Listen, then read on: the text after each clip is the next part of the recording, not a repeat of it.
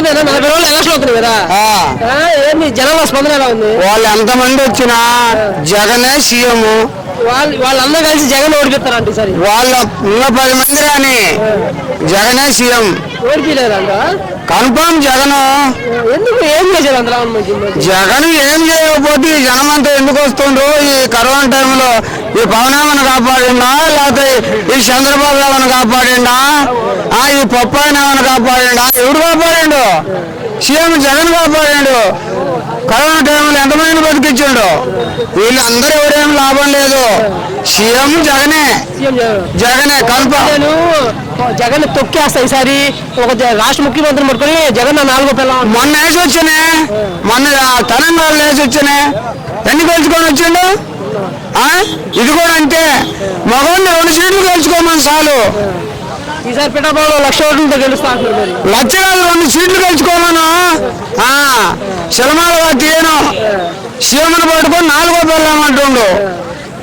అంతే మరి ఈ చంద్రబాబు జగన్ ఇచ్చే పథకాలు కూడా నేను ఇంకా ఎక్కువ పథకాలు ఇస్తాను ఈసారి. నేను ఒక్కసారి చూడండి. ఇదివరకు ఆడిపోయాడు, అన్ని ఎన్నమ్మటి పాలవుతుండు. ఇదివరకు ఆడిపోండి ఇచ్చాయనా, ఇదివరకు ఇవ్వకూడదు.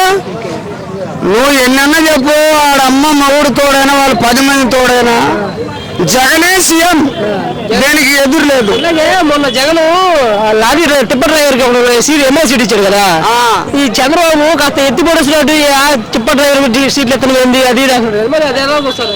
టిప్పర్ డ్రైవర్కి ఇచ్చినా ఇంకొక డ్రైవర్కి ఇచ్చినా ఆయన ఇళ్లలో ఏడు ఈయన ప్రజల కోసం ఎత్తుండు.